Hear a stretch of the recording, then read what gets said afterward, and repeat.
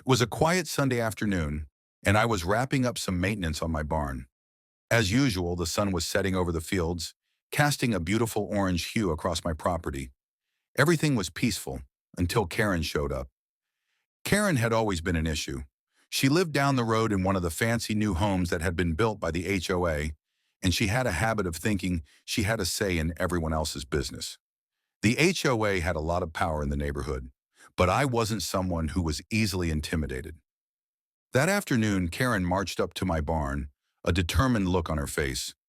"You're not allowed to keep that barn locked at all times," she called out from the other side of the large barn door. "I've told you repeatedly, you need to let the HOA have access to all areas of your property. I'm making a formal complaint about this." I glanced at her, trying to keep my cool. "Karen, that's not how this works. The barn is my property, and I don't need to let anyone in unless I choose to." But Karen was relentless. She had already called the HOA a dozen times to complain about various things, and she had even tried to get my property classified as a public nuisance, just because I didn't keep the landscaping as pristine as she wanted. I knew she wasn't going to let up. "You're breaking the rules," she said with that insufferable tone. "This is a community. Everyone should have access to everything." I wasn't in the mood for her nonsense, so I decided to block the entrance. I didn't want to argue with her, but I wasn't about to let her waltz into my barn uninvited either. So I shut the large doors, and as I did, Karen stormed forward, slamming her hands against the barn. "You can't just shut me out," she screamed. "You have to let me in." I stayed calm and replied, "Karen, this is private property. You need to leave." But instead of walking away, she pulled out her phone. "Fine," she said. "I'm calling 911. You're preventing me from entering this building. You're going to regret this." Before I could respond, she dialed the number and reported that I was blocking her from entering my own property and causing a disturbance.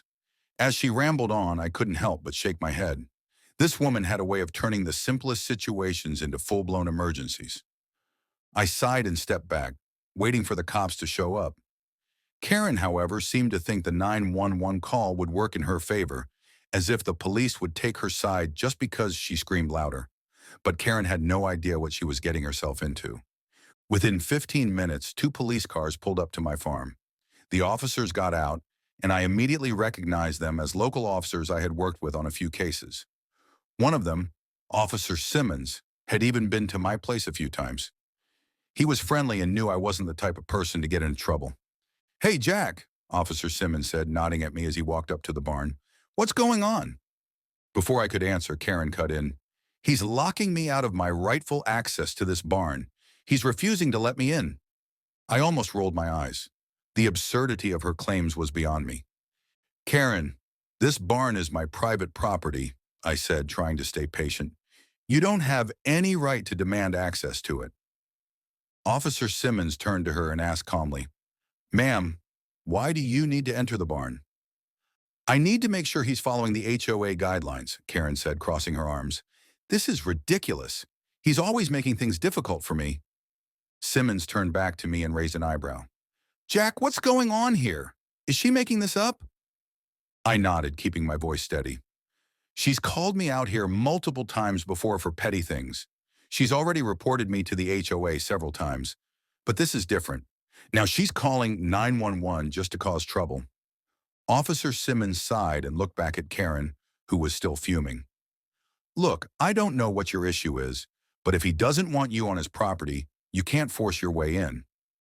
Karen's face turned red, but she didn't give up. "I'm reporting him to the HOA again," she spat, storming off. "You'll all see." But as she turned to leave, something strange happened.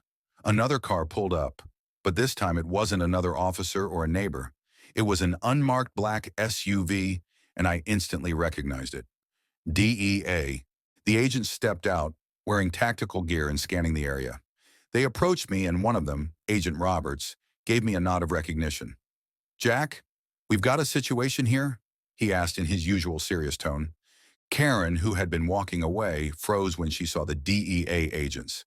Her face went pale as she realized she'd just inadvertently triggered something much bigger than she could handle.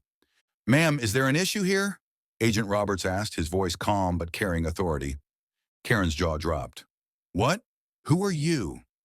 The agent gave her a deadpan look. We're with the DEA. Is there something you need? Karen sputtered. No, I don't know who you are, but this man is preventing me from doing my... Before she could finish, Agent Roberts cut her off. We'll be in touch. For now, I'd suggest you leave. Karen, completely bewildered, backed away slowly, glancing nervously at the agents. I'm calling my lawyer, she shouted as she walked away. I turned to Agent Roberts and the other agents. I appreciate the backup. She's been making my life miserable. Roberts smiled slightly.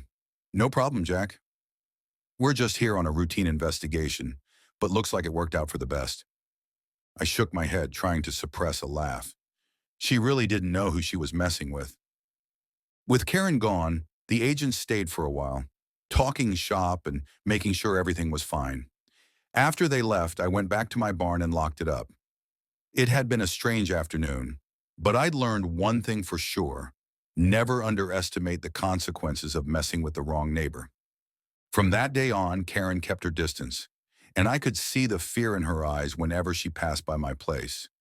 If she only knew how close she came to really making things difficult for herself, she would have thought twice before calling 911.